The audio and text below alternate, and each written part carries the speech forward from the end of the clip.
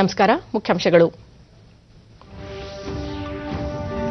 ರಜೆಯ ಪ್ರವಾಸ ಸೌಲಭ್ಯಕ್ಕೆ ನಗದು ಓಚರ್, ಹಬ್ಬದ ಹಂಗಾಮಿಗೆ ಮುಂಗಡ ಪಾವತಿ ಯೋಜನೆ ಜಾರಿ, ಕೇಂದ್ರ ಹಣಕಾಸು ಸಚಿವೆ ನಿರ್ಮಲಾ ಸೀತಾರಾಮನ್.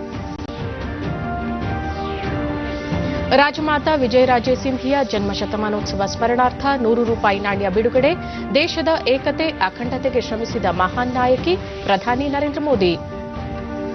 ರಕ್ಷಣಾ ಕ್ಷೇತ್ರದ ಬಲವರ್ಧನೆಗೆ ಸಹಕಾರಿಯಾಗುವ 44 ಸೇತುವೆಗಳು ಲೋಕಾರ್ಪಣೆ, ಸೇನಾ ಪಡೆಗಳ ಸುಗಮ ಸಂಚಾರ, ಶಸ್ತ್ರಾಸ್ತ್ರಗಳ ಸಾಗಾಣಿಕೆಗೆ ರಹದಾರಿ, ಸಚಿವ ರಾಜನಾಥ್ ಸಿಂಗ್. ನಾಡಹಬ್ಬ ಮೈಸೂರು ದಸರಾ ಸಮಿತಿ ನಿಯೋಗದಿಂದ ಮುಖ್ಯಮಂತ್ರಿ ಬಿಎಸ್ ಯಡಿಯೂರಪ್ಪ ಭೇಟಿ, ಮಹೋತ್ಸವದಲ್ಲಿ ಪಾಲ್ಗೊಳ್ಳಲು ಅಧಿಕೃತ ಆಹ್ವಾನ.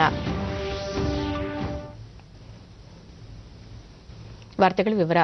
ರಜೆಯ ಪ್ರವಾಸ ಸೌಲಭ್ಯಕ್ಕೆ ನಗದು ಓಚರ್ ಮತ್ತು ಹಬ್ಬದ ಹಂಗಾಮಿಗೆ ವಿಶೇಷ ಮುಂಗಡ ಪಾವತಿ ಯೋಜನೆಯನ್ನು ಕೇಂದ್ರ ಹಣಕಾಸು ಸಚಿವೆ ನಿರ್ಮಲಾ ಸೀತಾರಾಮನ್ ಇಂದು ಪ್ರಕಟಿಸಿದ್ದಾರೆ. ದೇಶದ ಆರ್ಥಿಕ ಸ್ಥಿತಿ ಕುರಿತಂತೆ ದೆಹಲಿಯಲ್ಲಿ ಸುದ್ದಿಗೋಷ್ಠಿಯಲ್ಲಿ ಮಾತನಾಡಿದ ಸಚಿವರು, ಕೋವಿಡ್ ಸಾಂಕ್ರಾಮಿಕದಿಂದ ದೇಶದ ಆರ್ಥಿಕತೆಯ ಮೇಲೆ ಗಂಭೀರ ಪರಿಣಾಮ ಬೀರಿದೆ. ಸರ್ಕಾರ ಬಡವರು ಮತ್ತು ದುರ್ಬಲ ವರ್ಗಗಳ ಕಲ್ಯಾಣಕ್ಕೆ ಅನೇಕ ಕಾರ್ಯಕ್ರಮಗಳನ್ನು ಜಾರಿಗೊಳಿಸಿದೆ. ಈ ಮೂಲಕ ಬಡವರ ಅಗತ್ಯತೆಗಳು ಸ್ವಲ್ಪ ಮಟ್ಟಿಗೆ ನಿವಾರಣೆಯಾಗಿವೆ. ಆದರೆ ಗ್ರಾಹಕ ಬೇಡಿಕೆಯನ್ನು ಹೆಚ್ಚಿಸುವುದು ಇಂದಿನ ಅಗತ್ಯವಾಗಿದೆ. ಈ ನಿಟ್ಟಿನಲ್ಲಿ 2 ಪ್ರಮುಖ ಯೋಜನೆಗಳನ್ನು ಪ್ರಕಟಿಸಲಾಗುತ್ತಿದೆ. ಎಲ್ಟಿಸಿ ನಗದು ಓಚರ್ ಸೌಲಭ್ಯ ಮುಂದಿನ ವರ್ಷದ ಮಾರ್ಚ್ 31ರವರೆಗೆ ಅನ್ವಯಿಸಲಿದೆ ಎಂದರು. Then the Atmanirbhar package and so on. Supply constraints have somewhat eased, but consumer demand still needs to be given a bit of a boost. Others are directly linked to an increase in the GDP. So this is what is before us for today. With that background given, we move over to the consumer spending related proposal. So the consumer spending related proposal has 2 components to it. One is the LTC cash voucher scheme, and the other component within that consumer spending relates to special festival advance scheme. So we will be looking at the consumer spending aspect first.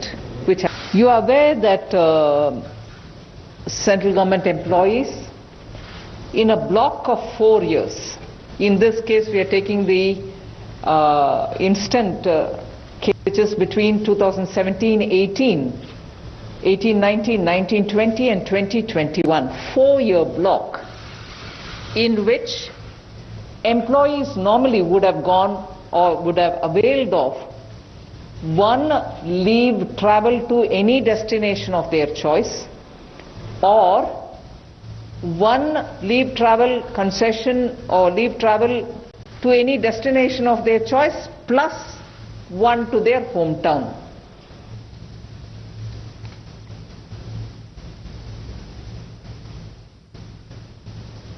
You can't cash with it, but you can spend it in anything that you want to spend it on. The spending will have to be done by 31st March. ಕೇಂದ್ರ ಹಣಕಾಸು ಸಚಿವರಾದ ನಿರ್ಮಲಾ ಸೀತಾರಾಮನ್ ಪತ್ರಿಕಾಗೋಷ್ಠಿಯ ನೇರ ಪ್ರಸಾರ ದೆಹಲಿಯಿಂದ. Government, and this, any transaction that you do with the RuPay card automatically, obviously, will have to be only in digital mode, so that obviously tax revenue can be generated by that buying and selling. ದೇಶದ ಆರ್ಥಿಕ ಪರಿಸ್ಥಿತಿಯ ಮೇಲೆ ಕೋವಿಡ್-19ರ ಪರಿಣಾಮ ಕುರಿತಾದ ಪತ್ರಿಕಾಗೋಷ್ಠಿ ಕೇಂದ್ರ ಹಣಕಾಸು ಸಚಿವರು ದೆಹಲಿಯಲ್ಲಿ ಆಯೋಜಿಸಿರುವಂತಹ ಪತ್ರಿಕಾಗೋಷ್ಠಿಯ ನೇರ ಪ್ರಸಾರ. दूसरा पार्ट जो है वो भारत में जिस तरह से त्योहारों का सीजन भी आ रहा है, तो स्पेशल फेस्टिवल एडवांस स्कीम भी लेकर आई है सरकार. स्पेशल मैं इसलिए कह रहा हूं, विशेष किस लिए है, क्योंकि जब 7वां पे कमीशन आया था उसमें एडवांस का कोई प्रावधान नहीं था.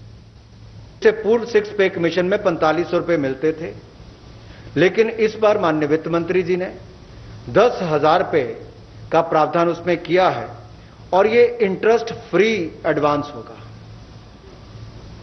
इस पे कोई ब्याज नहीं देना पड़ेगा, 10,000 रुपये आपको मिलेगा, और ये भी पैसा आपको प्री लोडेड होगा जो रुपए डेबिट कार्ड है उसके ऊपर 10,000 में भरा हो, आपको केवल उसको खर्च करना है और इसको वापस भी देना है तो 10 किश्तों में इसकी वापसी जाएगी और आपको इस पर ब्याज कोई नहीं देना। अगर कुल मिलाकर देखा जाए तो इस योजना में केवल केंद्र सरकार के कर्मचारियों पर लगभग 4,000 करोड़ रुपया संवितरित होने की उम्मीद है और अगर राज्य की सरकारें भी इसको लागू कर देती हैं तो लगभग 8,000 करोड़ रुपया इसके ऊपर संवितरित होने की उम्मीद है। अगर मैं इसका 50% भी लेता हूं तो 4,000 केंद्र सरकार और 4,000 राज्य की सरकारों का गिना जाए तो कुल मिलाकर 8,000 करोड़ की अतिरिक्त उपभोक्ता मांग इसमें पैदा होगी। इससे उसमें बल भी मिलेगा। ಭಾರತೀಯ ಜನತಾ ಪಕ್ಷದ ಸಂಸ್ಥಾಪಕ ಸದಸ್ಯರಲ್ಲಿ ಒಬ್ಬರಾಗಿದ್ದ ರಾಜಮಾತಾ ದಿವಂಗತ ವಿಜಯರಾಜೆ ಸಿಂಧಿಯಾ ಅವರ ಜನ್ಮ ಶತಾಬ್ದಿಯನ್ನು ಇಂದು ಆಚರಿಸಲಾಗುತ್ತಿದೆ. 1919ನೇ ಸಾಲಿನ ಈ ದಿನ ವಿಜಯರಾಜೆ ಸಿಂಧಿಯಾ ಅವರು ಮಧ್ಯಪ್ರದೇಶದ ಸಾಗರದಲ್ಲಿ ರಾಣಾ ಕುಟುಂಬವೊಂದರಲ್ಲಿ ಜನಿಸಿದ್ದರು. ಗ್ವಾಲಿಯರ್ ರಾಜಮನೆತನದ ವಿಜಯರಾಜೆ ತಮ್ಮ ಸಾಮಾಜಿಕ ಮತ್ತು ರಾಜನೀತಿಯ ಜೀವನದಿಂದ ಹೆಚ್ಚು ಪ್ರಸಿದ್ಧಿ ಪಡೆದಿದ್ದರು. ಭಾರತೀಯ ಜನತಾ ಪಕ್ಷದ ಉನ್ನತ ನಾಯಕರಲ್ಲಿ ಒಬ್ಬರಾಗಿ ಅವರನ್ನು ಪರಿಗಣಿಸಲಾಗುತ್ತದೆ. ವಿಜಯರಾಜೆ ಅವರು 7 ಬಾರಿ ಲೋಕಸಭಾ ಸದಸ್ಯರಾಗಿ ಹಾಗೂ 2 ಬಾರಿ ರಾಜ್ಯಸಭಾ ಸದಸ್ಯರಾಗಿ ಕಾರ್ಯನಿರ್ವಹಿಸಿದ್ದರು. ವಿಜಯರಾಜೆ ಸಿಂಧಿಯಾ ಅವರ ಗೌರವಾರ್ಥ ಹೊರತಂದಿರುವ 100 ರೂಪಾಯಿ ನಾಣ್ಯವನ್ನು ಪ್ರಧಾನಿ ನರೇಂದ್ರ ಮೋದಿ ಅವರು ವರ್ಚುವಲ್ ಮಾಧ್ಯಮದ ಮೂಲಕ ಬಿಡುಗಡೆ ಮಾಡಿದರು. ಕಾರ್ಯಕ್ರಮದಲ್ಲಿ ಕೇಂದ್ರ ಸಂಸ್ಕೃತಿ ಸಚಿವ ಪ್ರಹ್ಲಾದ್ ಸಿಂಗ್ ಪಟೇಲ್, ವಿಜಯರಾಜೆ ಅವರ ಕುಟುಂಬದ ಸದಸ್ಯರು ಹಾಗೂ ಇತರೆ ಗಣ್ಯರು ಪಾಲ್ಗೊಂಡಿದ್ದರು.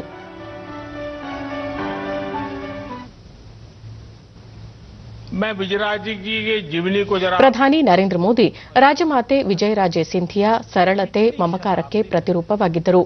ರಾಜಮನೆತನದಲ್ಲಿ ಜನಿಸಿದ್ದರೂ ಬಡವರು, ಜನಸಾಮಾನ್ಯರ ಕಣ್ಣೀರು ಮತ್ತು ನೋವು ನಲಿವಿಗೆ ಸ್ಪಂದಿಸಿ ಅವರೊಂದಿಗೆ ಜೀವಿಸುತ್ತಿದ್ದರು.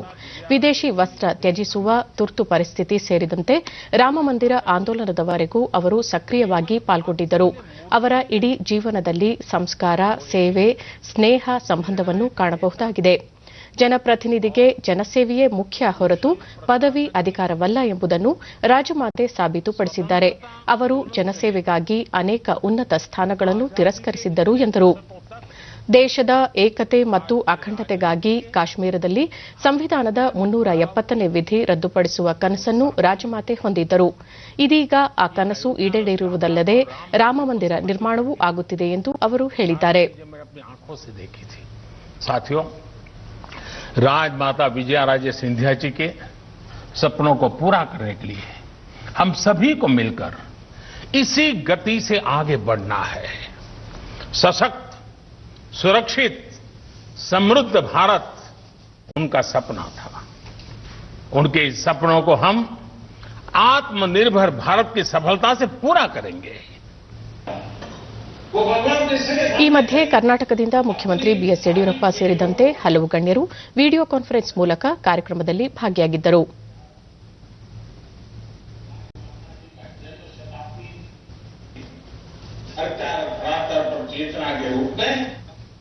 ಗೃಹ ಸಚಿವ ಅಮಿತ್ ಶಾ ವಿಜಯರಾಜೆ ಅವರು ತಮ್ಮ ತ್ಯಾಗ ಮತ್ತು ದೇಶಭಕ್ತಿಯಿಂದ ದೇಶದ ರಾಜನೀತಿಗೆ ಹೊಸ ದಿಸೆ ತೋರಿದ್ದರು. ಅವರ ಸಮರ್ಪಣಾ ಮನೋಭಾವ ವಂದನೀಯ. ವಿಚಾರ ಮತ್ತು ಸಿದ್ಧಾಂತದ ಅದ್ವಿತೀಯ ಪ್ರತಿರೂಪದಂತಿದ್ದ ವಿಜಯರಾಜೆ ಅವರಿಗೆ ಅಂತಿಮ ನಮನ ಸಲ್ಲಿಸುತ್ತೇನೆ ಎಂದು ಟ್ವೀಟ್ ಸಂದೇಶದಲ್ಲಿ ತಿಳಿಸಿದ್ದಾರೆ. ಕೇಂದ್ರ ವಾರ್ತಾ ಮತ್ತು ಪ್ರಸಾರ ಖಾತೆ ಸಚಿವ ಪ್ರಕಾಶ್ ಜಾವಡೇಕರ್ ರಾಜಸ್ವಿ ಜೀವನವನ್ನು ತ್ಯಾಗ ಮಾಡಿ ಸಂಪೂರ್ಣ ಬದುಕನ್ನು ಸಾಮಾನ್ಯ ಜನರ ಸೇವೆಗೆ ಮುಡುಪಾಗಿಟ್ಟಿದ್ದ ವಿಜಯರಾಜೆ ಅವರು ತ್ಯಾಗ ಮತ್ತು ಸಮರ್ಪಣಾ ಮನೋಭಾವದ ಪ್ರತಿರೂಪದಂತಿದ್ದರು. ಅವರ ಜೀವನ ನಮ್ಮೆಲ್ಲರಿಗೂ ಪ್ರೇರಣೆಯಾಗಿದೆ ಎಂದು ಟ್ವೀಟ್ನಲ್ಲಿ ತಿಳಿಸಿದ್ದಾರೆ.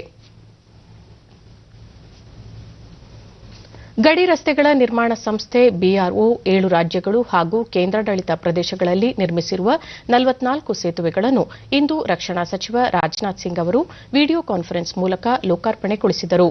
ಜಮ್ಮು ಕಾಶ್ಮೀರದಲ್ಲಿ 10, ಲದ್ದಾಖ್ನಲ್ಲಿ 8, ಹಿಮಾಚಲ ಪ್ರದೇಶದಲ್ಲಿ 2, ಪಂಜಾಬ್ನಲ್ಲಿ 4, ಉತ್ತರಾಖಂಡ್ನಲ್ಲಿ 8, ಅರುಣಾಚಲ ಪ್ರದೇಶದಲ್ಲಿ 8 ಹಾಗೂ ಸಿಕ್ಕಿಂನಲ್ಲಿ 4 ಸೇತುವೆಗಳನ್ನು ಬಿಆರ್ಒ ನಿರ್ಮಿಸಿದೆ. ತವಾಂಗ್ಗೆ ಸಂಪರ್ಕ ಕಲ್ಪಿಸುವ ನೆಚಿಪು ಪ್ರದೇಶದ ಸುರಂಗ ಮಾರ್ಗ ನಿರ್ಮಾಣಕ್ಕೂ ಸಚಿವರು ಇದೇ ವೇಳೆ ಶಿಲಾನ್ಯಾಸ ನೆರವೇರಿಸಿದರು.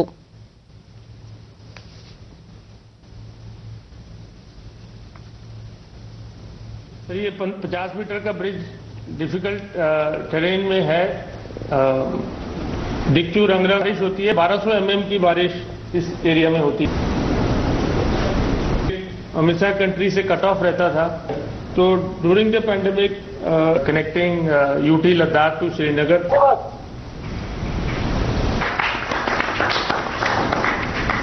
सात राज्यों तथा केंद्र शासित ಈ प्रदेशों ಸಂದರ್ಭದಲ್ಲಿ ರಾಜನಾಥ್ ಸಿಂಗ್ ಈ ನೂತನ ಸೇವೆಗಳು ಅಭಿವೃದ್ಧಿ ಮತ್ತು ಸಂಪರ್ಕದ ಹೊಸ ಯುಗದ ಪ್ರಾರಂಭಕ್ಕೆ ಕಾರಣವಾಗಲಿವೆ.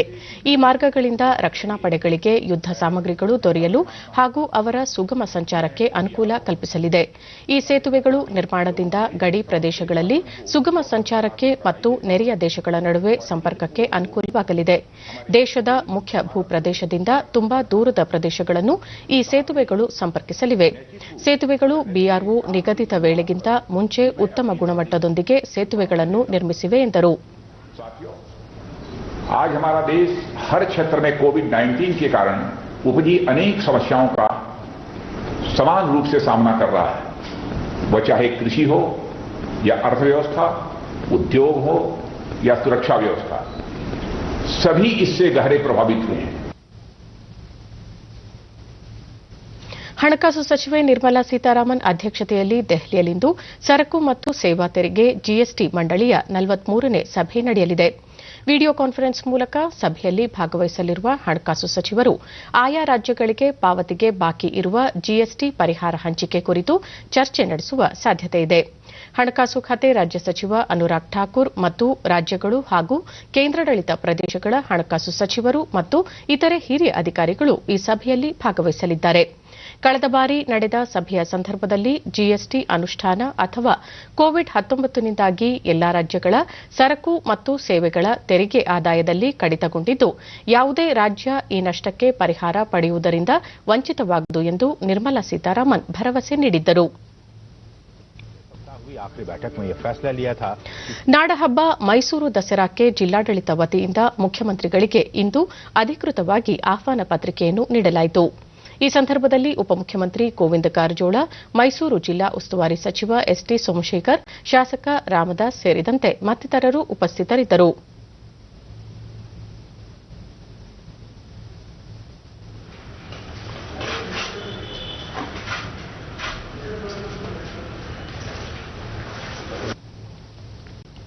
ಬಳಿಕ ಈ ಬಾರಿಯ ದಸರಾ ಮಹೋತ್ಸವ ಉದ್ಘಾಟಿಸಲಿರುವ ಜಯದೇವ ಹೃದ್ರೋಗ ಆಸ್ಪತ್ರೆಯ ನಿರ್ದೇಶಕ ಡಾ ಸಿಎನ್ ಮಂಜುನಾಥ್ ಅವರನ್ನು ದಸರಾ ಸಮಿತಿ ಸದಸ್ಯರು ಭೇಟಿ ಮಾಡಿ ಅಧಿಕೃತ ಆಹ್ವಾನ ನೀಡಿದರು.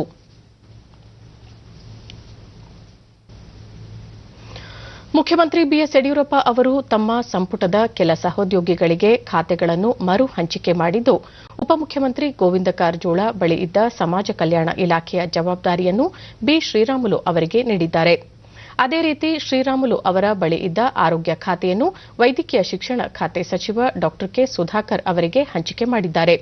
ಈ ಕುರಿತು ರಾಜ್ಯಪಾಲ ವಜೂಭಾಯಿ ವಾಲಾ ಅಧಿಕೃತ ಆದೇಶವನ್ನು ಹೊರಡಿಸಿದ್ದಾರೆ.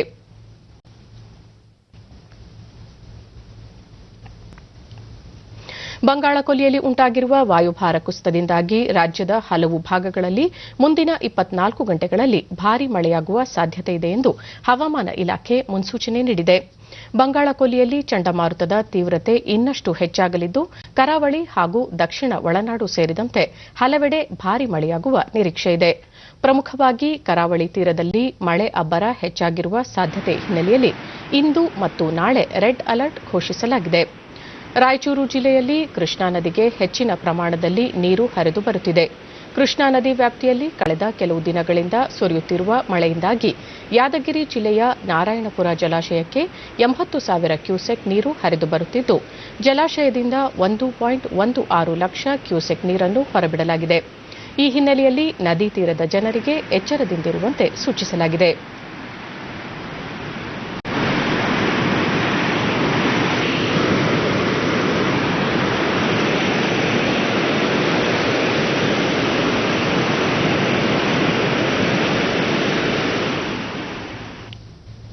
ಕಳೆದ ಕೆಲ ದಿನಗಳಿಂದ ರಾಜ್ಯದ ವಿವಿಧೆಡೆ ಭಾರೀ ಮಳೆಯಾಗುತ್ತಿರುವ ಹಿನ್ನೆಲೆಯಲ್ಲಿ ಕೊಪ್ಪಳ ಜಿಲ್ಲೆಯ ಹಲವು ಭಾಗಗಳಲ್ಲಿ ಜನಜೀವನ ಅಸ್ತವ್ಯಸ್ತಗೊಂಡಿದೆ.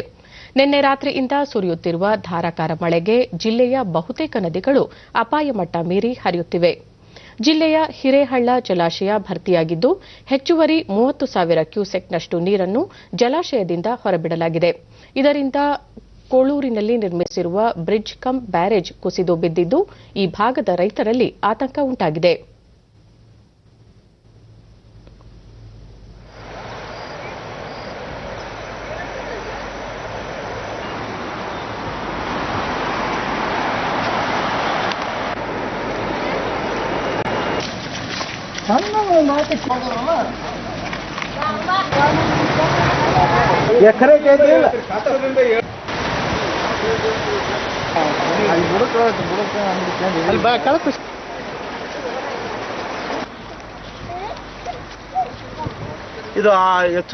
ಡಿಡಿ ನ್ಯೂಸ್ನೊಂದಿಗೆ ರೈತ ಹುಸೇನ್ ಸಾಬ್ ಬ್ರಿಡ್ಜ್ ಕಮ್ ಬ್ಯಾರೇಜ್ಗೆ ಹಾನಿಯಾಗಿದ್ದು ಮುಂದಿನ ದಿನಗಳಲ್ಲಿ ರೈತರಿಗೆ ನೀರಿನ ಕೊರತೆ ಉಂಟಾಗಲಿದೆ ಎಂದು ಆತಂಕ ವ್ಯಕ್ತಪಡಿಸಿದರು. ಹಿಂಗಾಗಿದ್ಕ ಈ ಸಲ ನಾವ್ ಏನು ಮಾಡಂತಾಗಿಲ್ಲ. 6 ಪೀಕ್ ತೆಗ್ದಿದ್ದೀವಿ ಸರ್. 6 ತಿಂಗಳಿಗೊಂದು ಪೀಕ್ ತೆಗ್ದಿದ್ದೀವಿ. ಈಗ ಏನಾಗೈತೆ ಪರಿಸ್ಥಿತಿ? ಏನೈತೆ ಅಧಿಕಾರಿ ಬಂದು ಅಷ್ಟು ಎಲ್ಲ ಇದು ಮಾಡಿದ್ರೆ ಮಾತ್ರ ಆಗ್ತದೆ, ಇಲ್ಲಕ್ಕೆ ಆಗಂಗಿಲ್ಲ ಸರ್. ರೈತ ಮಹಿಳೆ ಸುವರ್ಣ ಮಳೆಯ ಪ್ರಮಾಣ ಹೆಚ್ಚಾಗಿದ್ದು ಅಪಾರ ಪ್ರಮಾಣದ ಬೆಳೆ ನಾಶವಾಗುವ ಸಾಧ್ಯತೆ ಇದೆ ಎಂದು ತಿಳಿಸಿದರು. ಬಾಳ ಆಗಿತ್ರಿ, ಮೊದ್ಲ ಸ್ವಲ್ಪ ಇತ್ರಿ ನೀರಾವರಿ. ಈಗ 4 ವರ್ಷದಿಂದ ಬಾಳ ಜನ ಅದನ್ನ ನಂಬ್ಕೊಂಡಿದ್ರಿ. ಮಳಿನ ಆಗೈತ್ರಿ, ನೀರನ್ನು ಬಿಟ್ಟಾರಿ ಜನ ಹೇಳೇ ಬಿಟ್ಟಾರ ಬಿಡ್ರಿ. ಮತ್ ಇದೆಲ್ಲ ತೆಪ್ಪ ಬಂದ್ ಬಿಟ್ಟದ್ದೇನ್ ಪ್ರಾಬ್ಲಮ್ ಏನಿಲ್ರಿ. ಅದ ನೀರ್ ಬರುವಂಗ ಬಂದೈತ್ರಿ, ಮತ್ ಮಳಿನೂ ಜಾಸ್ತಿ ಆಗೈತ್ರಿ. ಹಂಗಾಗಿ ಮೊದ್ಲ ಕೆಳಗಡೆ ಹೊಡೆದಿತ್ರಿ, ಈ ನಿನ್ನೆ ಮಾತ್ರ ಮ್ಯಾಗಡೆ ಸ್ಥಳೀಯರಾದ ರಮೇಶ್ ಬ್ರಿಡ್ಜ್ ಕಮ್ ಬ್ಯಾರೇಜ್ ಕುಸಿತದಿಂದ ಈ ಭಾಗದ ರೈತರಿಗೆ ನೀರಿನ ಕೊರತೆ ಉಂಟಾಗಲಿದೆ ಎಂದು ಆತಂಕ ವ್ಯಕ್ತಪಡಿಸಿದರು. ಅಂಚಿನವರೆಗೂ ನೀರು ನಿಲ್ತಾ ಇತ್ತು. ಈಗ ಈ ವರ್ಷ ಮಾತ್ರ ಈ ನಿನ್ನೆ ಆದಂತ ಈ ಘಟನೆಯಿಂದ ಸಂಪೂರ್ಣವಾಗಿ ಈ ಒಂದು ಚೆಕ್ ಡ್ಯಾಮ್ ನಲ್ಲಿ ಒಂದು ಸ್ವಲ್ಪನೂ ನೀರು ನಿಲ್ಲದಂತೆ ಕೊಚ್ಚಿ ಹೋಗಿದೆ.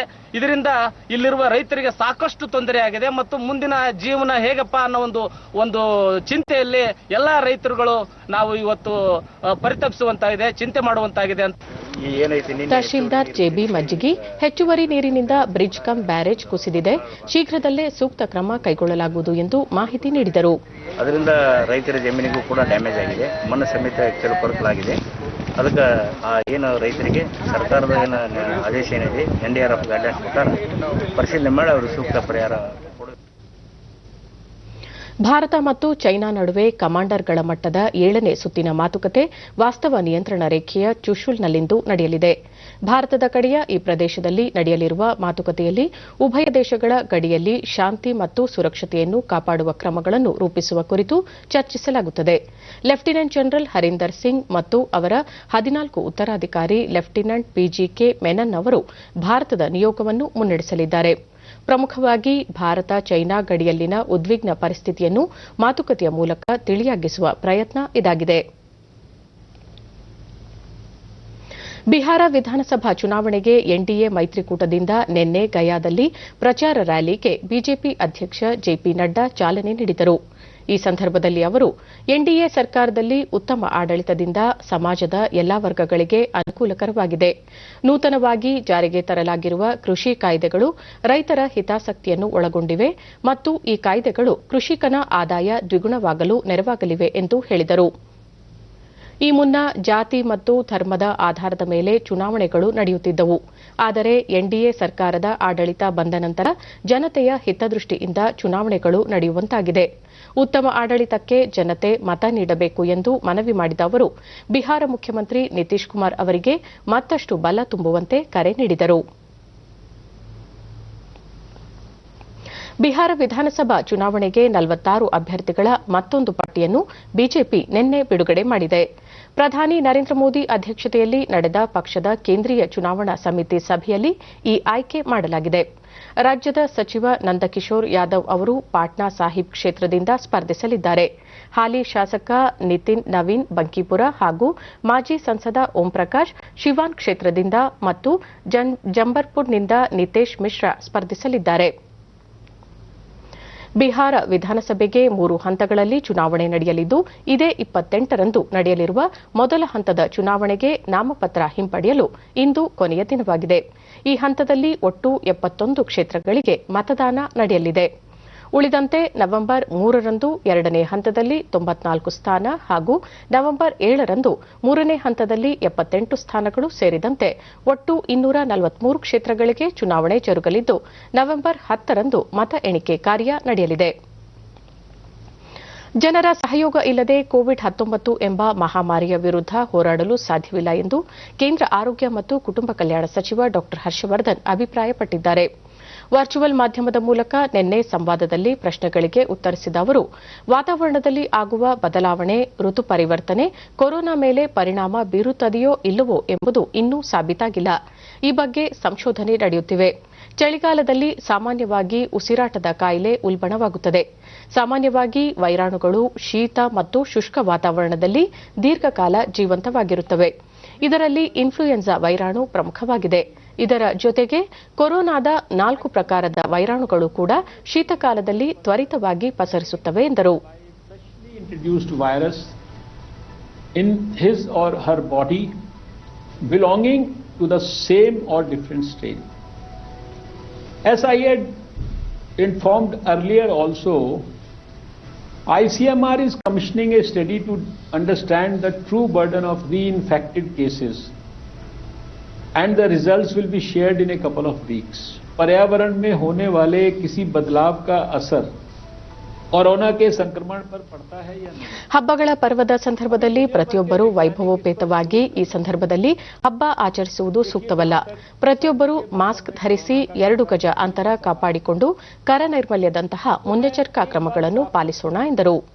इस सर्दी के मौसम में यह देखा गया है कि प्रदूषण बढ़ने पर सांस की बीमारियां बढ़ जाती हैं. सामान्य रूप से वायरस ठंड और शुष्क जलवायु में लंबे समय तक जीवित रहते हैं. इनमें इन्फ्लुएंजा वायरस प्रमुख है. इसके अलावा कोरोना के 4 अन्य प्रकार के वायरस भी हैं जो सर्दियों में तेजी से फैलते हैं. इसलिए कोरोना वायरस के संक्रमण से बचने के साथ साथ आप कोरोना से बचाव के लिए सभी जरूरी व्यवहारों का पालन अवश्य करें. द फेलूदा पेपर स्ट्रिप ದೇಶದಲ್ಲಿ ಕಳೆದ 24 ಗಂಟೆಗಳಲ್ಲಿ ಹೊಸದಾಗಿ 66,732 ಕೋವಿಡ್-19 ಪ್ರಕರಣಗಳು ದೃಢಪಟ್ಟಿವೆ. ಇದರೊಂದಿಗೆ ಒಟ್ಟು ಸೋಂಕಿತರ ಸಂಖ್ಯೆ 71,20,538ಕ್ಕೆ ಏರಿಕೆಯಾಗಿದೆ. ಈವರೆಗೆ 61,49,000 ಕೊರೋನಾ ಸೋಂಕಿತರು ಗುಣಮುಖರಾಗಿದ್ದು, ಸುಮಾರು 8,61,853 ಸಕ್ರಿಯ ಪ್ರಕರಣಗಳಿವೆ. ಕೊರೋನಾ ಸೋಂಕಿನಿಂದ ಗುಣಮುಖರಾದವರ ಸಂಖ್ಯೆಯಲ್ಲಿ ಭಾರತ ಸುಧಾರಣೆಯತ್ತ ಸಾಗಿದ್ದು, ಚೇತರಿಕೆ ಪ್ರಮಾಣ 86%ರಷ್ಟಿದೆ. ಒಟ್ಟು 1,09,150 ಮಂದಿ ಮೃತಪಟ್ಟಿದ್ದಾರೆ. ಮರಣ ದರ 1.53ರಷ್ಟಿದೆ ಎಂದು ಕೇಂದ್ರ ಆರೋಗ್ಯ ಮತ್ತು ಕುಟುಂಬ ಕಲ್ಯಾಣ ಸಚಿವಾಲಯ ತಿಳಿಸಿದೆ. ಕೋವಿಡ್ ಲಸಿಕೆ ಸಿದ್ದಗೊಂಡ ನಂತರ ಆಕ್ಟ್ ಆಕ್ಸಿಲರೇಟರ್ ಮತ್ತು ಅದರ ಪಾಲುದಾರರು ಒಪ್ಪಿದ ತತ್ವಗಳ ಆಧಾರದ ಮೇಲೆ ಹಂಚಿಕೆ ಮಾಡಲಾಗುವುದು ಎಂದು ವಿಶ್ವ ಆರೋಗ್ಯ ಸಂಸ್ಥೆ ಮುಖ್ಯಸ್ಥ ಟೆಡ್ರೋಸ್ ಅಧನೋಮ್ ಘೆಬ್ರೆಯೆಸಸ್ ಹೇಳಿದ್ದಾರೆ. ಸುರಕ್ಷಿತ ಮತ್ತು ಪರಿಣಾಮಕಾರಿ ಕೋವಿಡ್ ಲಸಿಕೆಗಳು ಒಮ್ಮೆ ಸಿದ್ದಗೊಳ್ಳುತ್ತಿದ್ದಂತೆಯೇ ಆದ್ಯತೆ ಅನುಸಾರ ಪೂರೈಕೆ ಮಾಡಲಾಗುವುದು. ಅಗತ್ಯವಿರುವ ಹಾಗೂ ದುರ್ಬಲ ವ್ಯಕ್ತಿಗಳನ್ನು ಮೊದಲು ರಕ್ಷಿಸಲಾಗುವುದು. ಲಸಿಕೆಯನ್ನು ಸೂಕ್ತ ರೀತಿಯಲ್ಲಿ ವಿತರಣೆ ಮಾಡಲಾಗುವುದು ಎಂದು ತಿಳಿಸಿದ್ದಾರೆ. ಜಾಗತಿಕವಾಗಿ ಯುರೋಪ್ ಮತ್ತು ಆಫ್ರಿಕಾದ 90%ಕ್ಕಿಂತಲೂ ಹೆಚ್ಚಿನ ಜನಸಂಖ್ಯೆಯನ್ನು ಪ್ರತಿನಿಧಿಸುವ 170ಕ್ಕೂ ಹೆಚ್ಚು ದೇಶಗಳು ಇಲ್ಲಿಯವರೆಗೆ ಕೋವ್ಯಾಕ್ಸ್ ಸೌಲಭ್ಯ ಪಡೆದುಕೊಳ್ಳಲು ಸೇರ್ಪಡೆಯಾಗಿವೆ ಎಂದು ವಿಶ್ವ ಆರೋಗ್ಯ ಸಂಸ್ಥೆ ಮುಖ್ಯಸ್ಥರು ತಿಳಿಸಿದರು.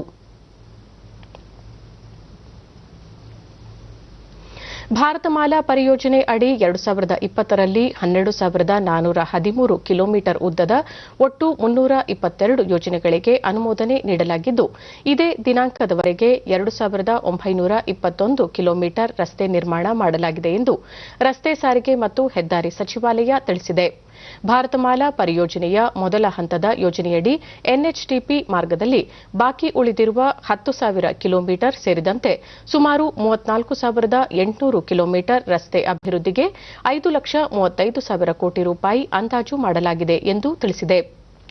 ಭಾರತಮಾಲಾ ಪರಿಯೋಜನೆ ಹೆದ್ದಾರಿ ವಲಯದ ವ್ಯಾಪ್ತಿಯ ಕಾರ್ಯಕ್ರಮವಾಗಿದ್ದು ಆರ್ಥಿಕ ಕಾರಿಡಾರ್ಗಳು ಅಂತರ ಕಾರಿಡಾರ್ಗಳು ಮತ್ತು ಸಂಪರ್ಕ ಮಾರ್ಗಗಳು ರಾಷ್ಟ್ರೀಯ ಕಾರಿಡಾರ್ಗಳ ಸಾಮರ್ಥ್ಯ ವರ್ಧನೆ ಗಡಿ ಮತ್ತು ಅಂತಾರಾಷ್ಟ್ರೀಯ ಸಂಪರ್ಕ ರಸ್ತೆಗಳು ಕರಾವಳಿ ಮತ್ತು ಬಂದರು ಸಂಪರ್ಕ ರಸ್ತೆಗಳು ಹಾಗೂ ಹಸಿರು ವಲಯ ಎಕ್ಸ್ಪ್ರೆಸ್ ರಸ್ತೆಗಳ ಸಮರ್ಥ ಮಧ್ಯಸ್ಥಿಕೆಯ ಮೂಲಕ ನಿರ್ಣಾಯಕ ಮೂಲಸೌಕರ್ಯದ ಕಂದಕವನ್ನು ತುಂಬಿ ದೇಶಾದ್ಯಂತ ಸರಕು ಮತ್ತು ಪ್ರಯಾಣಿಕರ ಸಂಚಾರದ ಗರಿಷ್ಠ ಸಾಮರ್ಥ್ಯ ವರ್ಧನೆಗೆ ಗಮನ ಹರಿಸುತ್ತಿದೆ.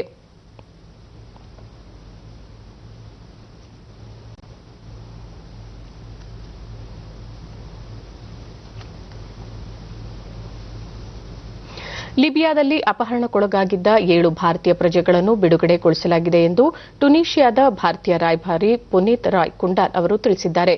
ಗುಜರಾತ್, ಆಂಧ್ರಪ್ರದೇಶ, ಬಿಹಾರ ಮತ್ತು ಉತ್ತರ ಪ್ರದೇಶ ಮೂಲದ 7 ಕಾರ್ಮಿಕರನ್ನು ಸೆಪ್ಟೆಂಬರ್ 14ರಂದು ಲಿಬಿಯಾದ ಅಶ್ವರಿಫ್ನಿಂದ ಅಪಹರಿಸಲಾಗಿತ್ತು. ಇದೀಗ ಅಪಹರಣಕ್ಕೊಳಗಾದವರನ್ನು ಸುರಕ್ಷಿತವಾಗಿ ತಾಯ್ನಾಡಿಗೆ ಕಳುಹಿಸುವ ಬಗ್ಗೆ ಟುನೀಷಿಯಾದಲ್ಲಿರುವ ಭಾರತೀಯ ರಾಯಭಾರ ಕಚೇರಿ ಮಾತುಕತೆ ನಡೆಸುತ್ತಿದೆ ಎಂದು ವಿದೇಶಾಂಗ ಸಚಿವಾಲಯದ ಮೂಲಗಳು ತಿಳಿಸಿವೆ.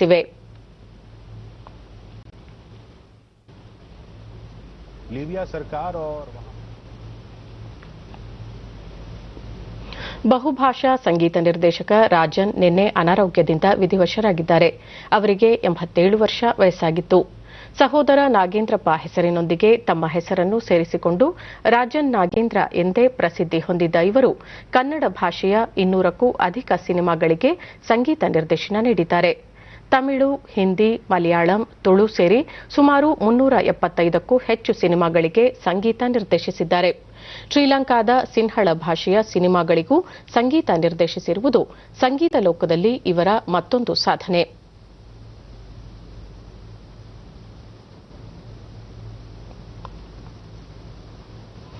ಮುಖ್ಯಮಂತ್ರಿ ಬಿಎಸ್ ಯಡಿಯೂರಪ್ಪ ಚಿತ್ರರಸಿಕರು ಎಂದೆಂದೂ ಮರೆಯಲಾಗದ ನೂರಾರು ಸುಮಧುರ ಗೀತೆಗಳ ಮೂಲಕ ರಾಜನ್ ಅವರು ನಮ್ಮೊಂದಿಗೆ ಸದಾ ನೆನಪಿನಲ್ಲಿರುತ್ತಾರೆ. ಅವರ ಆತ್ಮಕ್ಕೆ ಚಿರಶಾಂತಿ ಪ್ರಾರ್ಥಿಸುತ್ತಾ ಕುಟುಂಬಕ್ಕೆ, ಅಭಿಮಾನಿ ಬಳಗಕ್ಕೆ ನೋವು ಭರಿಸುವ ಶಕ್ತಿಯನ್ನು ನೀಡಲಿ ಎಂದು ಟ್ವೀಟ್ ಮಾಡಿದ್ದಾರೆ.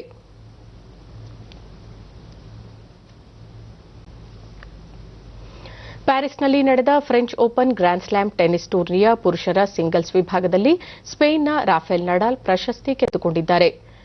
ರೋಲ್ಯಾಂಡ್ ಗ್ಯಾರೋಸ್ನಲ್ಲಿ ನಿನ್ನೆ ರಾತ್ರಿ ನಡೆದ ಫೈನಲ್ ಪಂದ್ಯದಲ್ಲಿ 2ನೇ ಶ್ರೇಯಾಂಕಿತ ಆಟಗಾರ ರಾಫೆಲ್ ನಡಾಲ್ 6-0, 6-2, 7-5 ನೇರ ಸೆಟ್ಗಳಿಂದ ವಿಶ್ವದ ನಂಬರ್ 1 ಆಟಗಾರ ಸೆರ್ಬಿಯಾದ ನೋವಾಕ್ ಜೋಕೋವಿಚ್ ವಿರುದ್ಧ ಗೆಲುವು ದಾಖಲಿಸಿದರು.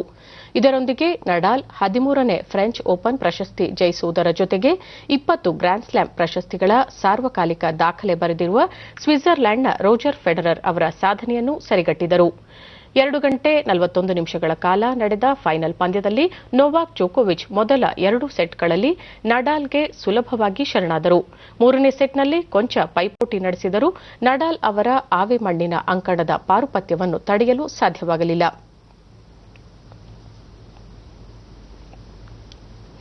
ಭಾರತ ಫುಟ್ಬಾಲ್ ತಂಡದ ಮಾಜಿ ನಾಯಕ ಬೆಂಗಳೂರು ಮೂಲದ ಕಾರ್ಲ್ಟನ್ ಚಾಪ್ಮನ್ ಇಂದು ಬೆಳಗ್ಗೆ ನಿಧನರಾದರು. ಅವರಿಗೆ 49 ವರ್ಷ ವಯಸ್ಸಾಗಿತ್ತು. ನಿನ್ನೆ ರಾತ್ರಿ ತೀವ್ರ ಎದೆನೋವು ಕಾಣಿಸಿಕೊಂಡ ಹಿನ್ನೆಲೆಯಲ್ಲಿ ಆಸ್ಪತ್ರೆಗೆ ದಾಖಲಿಸಲಾಯಿತಾದರೂ ಚಿಕಿತ್ಸೆ ಫಲಿಸದೆ ನಿಧನರಾದರು. 1991ರಿಂದ 2001ರ ನಡುವೆ ಅವರು ಭಾರತ ತಂಡವನ್ನು ಪ್ರತಿನಿಧಿಸಿದ್ದರು. ಪ್ರತಿಷ್ಠಿತ ಸಂತೋಷ್ ಟ್ರೋಫಿ ಫುಟ್ಬಾಲ್ ಟೂರ್ನಿಯಲ್ಲಿ ಕರ್ನಾಟಕ ಅಲ್ಲದೆ ಪಂಜಾಬ್ ಮತ್ತು ಪಶ್ಚಿಮ ಬಂಗಾಳ ಪರ ಸಹ ಆಡಿದ್ದರು.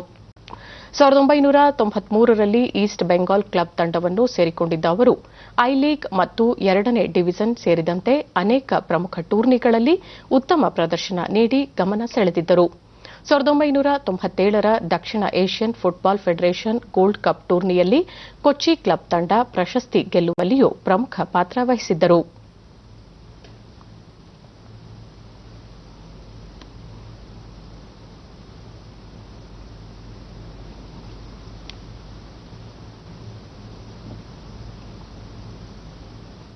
ಕೊನೆಯಲ್ಲಿ ಮತ್ತೊಮ್ಮೆ ಮುಖ್ಯಾಂಶಗಳು.